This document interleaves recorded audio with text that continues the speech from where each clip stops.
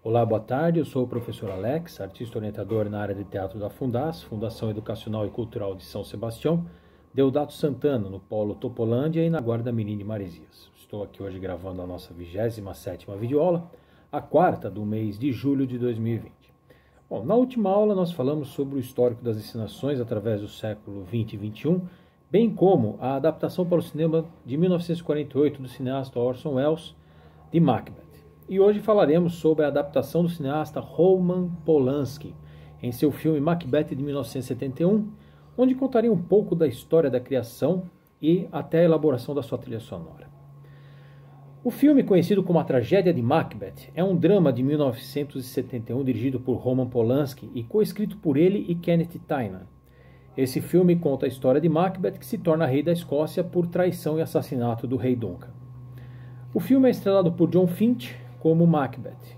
Ele era conhecido por seus papéis shakespearianos e também por fazer parte dos filmes de terror, entre eles Os Amantes de Vampiros, 1970, e O Horror de Frankenstein, também de 1970, e Sunday Bloody Sunday, de 1971.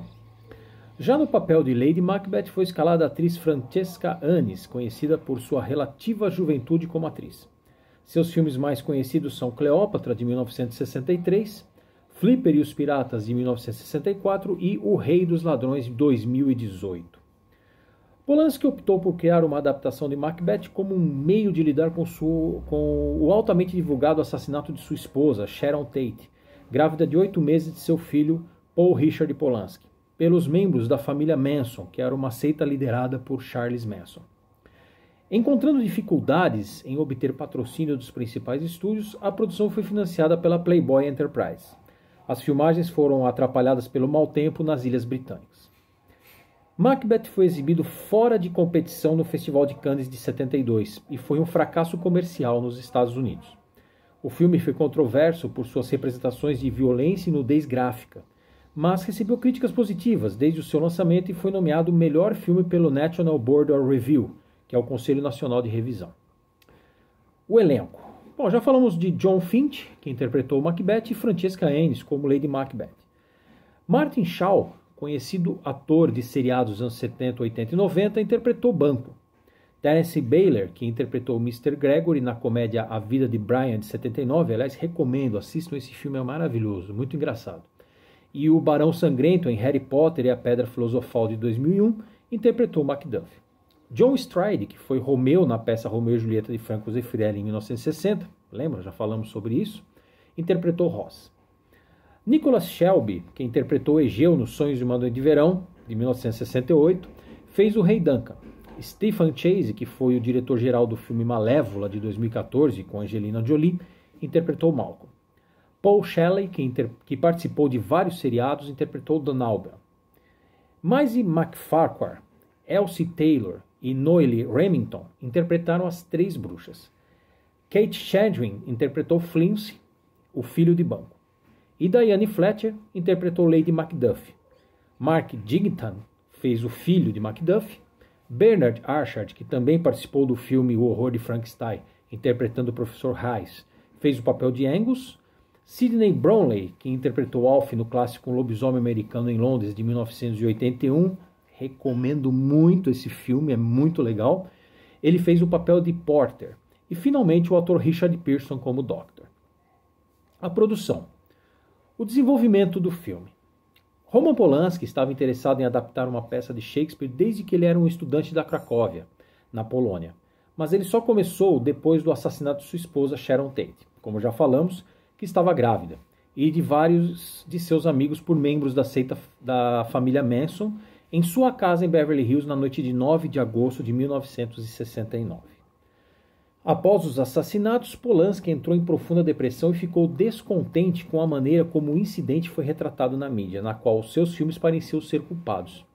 Na época, ele estava trabalhando no filme O Dia do Golfinho, um projeto que entrou em colapso e foi entregue ao diretor Mike Nichols. Enquanto estava em Gstaad, na Suíça, no início de 1970, Polanski imaginou uma adaptação de Macbeth e procurou seu amigo, o crítico teatral britânico Kenneth Tynan, por seu conhecimento enciclopédio de Shakespeare. Por sua vez, Tynan estava interessado em trabalhar com Polanski, porque o diretor demonstrou o que Tynan considerava exatamente a combinação certa de fantasia e violência. Tynan e Polanski acharam um desafio adaptar o texto para se adequar à sensação do filme. Tynan escreveu a Polanski dizendo que o problema número 1 de Macbeth é ver os eventos do filme do seu ponto de vista. Durante o processo de escrita, Polanski e Tynan encenaram suas cenas em um apartamento na Belgrave, em Londres, com Tynan como Duncan e Polanski como Macbeth. Como na versão cinematográfica de Hamlet de 1948, os solóquios são apresentados de maneira naturalista como narração de narração. Em uma cena, Polanski e Tynan escreveram que Lady Macbeth entrega seu sonambulismo solóquio ao nu.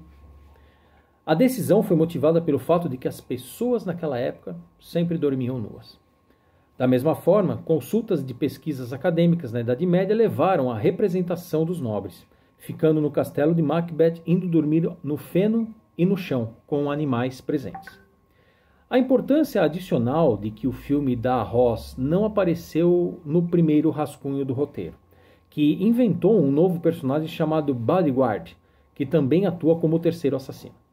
O guarda-costas foi fundido ao Ross de Shakespeare. O roteiro foi concluído em agosto de 1970 com planos de começar a filmagem na Inglaterra em outubro. A Paramount, a Universal e a MGM, a Metro-Goldwyn-Mayer, se recusaram a financiar o projeto, vendo Shakespeare jogar como uma má adaptação para um diretor que alcançou sucesso com O Bebê de Rosemary de 1968.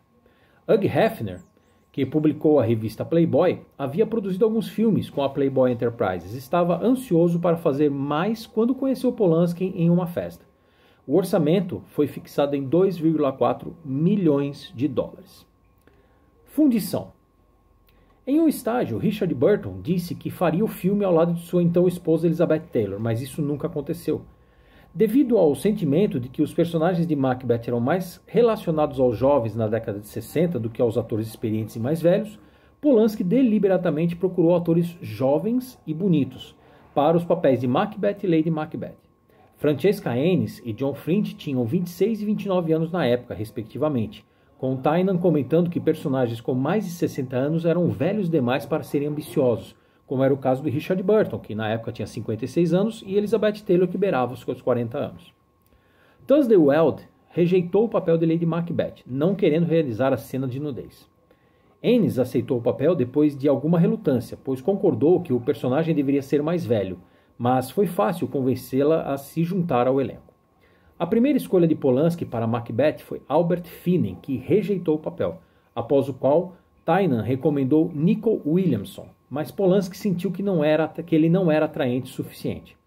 Então escolheram John Finch, que era mais conhecido por aparecer em filmes da Hammer Film Production, como Os Amantes do Vampiro.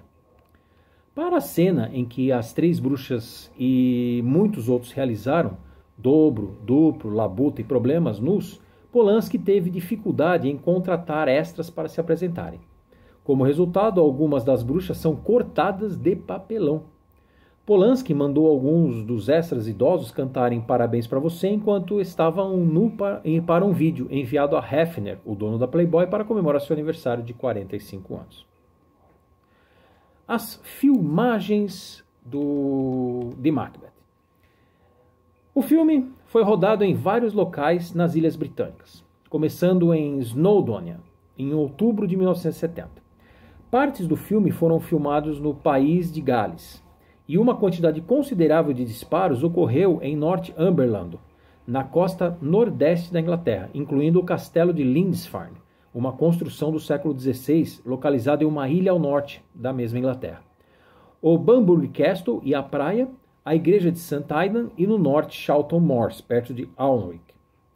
A produção foi perturbada pelo mau tempo e o elenco queixou-se da petulância de Polanski. O diretor da luta, William Hobbs, comparou os longos ensaios na chuva a treinamento para o Decathlon. Polanski manipulou pessoalmente e demonstrou os adereços e montou cavalos antes de atirar. E entrou em fezes de animais para filmar cabras e ovelhas. Era comum o diretor arrancar a câmera dos cinegrafistas. Ele também decidiu usar efeitos especiais para apresentar a adaga da mente, acreditando que os espectadores podiam ficar confusos ou não apreciariam se a adaga não aparecesse na tela, mas era apenas escrita no diálogo. Os grandes desafios em retratar a catapulta de bolas de fogo no castelo levaram Polanski a chamá-lo de defeitos especiais. Partes do filme foram rodados no Bernburg Castle. Por insistência dos financiadores que queriam que Polanski fosse demitido, Peter Collinson foi contratado e filmou em Shrewsbury. Polanski justificou a ineficiência do filme culpando o clima de merda, como ele mesmo disse, e concordou em desistir de 1/3 do restante de seu salário, além do qual Hefner contribuiu com outros $500 mil para concluir o filme. Trilha sonora. Para compor as músicas do filme, Polanski empregou o Third Ear Band, um grupo musical que obteve sucesso inicial depois de publicar seu álbum Alchemy em 1969.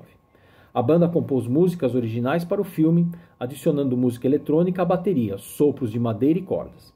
Gravadores e oboes, que é um tipo de flauta, também foram usados, inspirados nas músicas medievais da Escócia. Além disso, elementos da música na Índia e no Oriente Médio, e também o jazz, foram incorporados à partitura. Na cena em que o rei Duncan se diverte no castelo de Macbeth, um alaúde, que é um instrumento parecido com o violão, cujas cordas são presas a estacas ou pinos no final do pescoço, é tocado, e Flincy canta Merciless Beauty, de Geoffrey Chaucer, embora suas letras não se encaixem no cronograma do filme. Embora a pontuação tenha alguma influência na Idade Média, isso não é encontrado nas cenas em que Duncan é assassinado e Macbeth é morto. Polanski e a banda usaram músicas aleatórias para essas cenas, para comunicar o caos. Bom, por hoje nós terminamos. Na próxima aula, concluiremos a produção cinematográfica de 1971, falando sobre alguns outros itens. E falaremos também sobre as outras 4 produções cinematográficas que teve no ano de 1979, 1997, 2015 e 2018, além do filme Lady Macbeth de 2016. Uma boa tarde a todos e até semana que vem. Obrigado.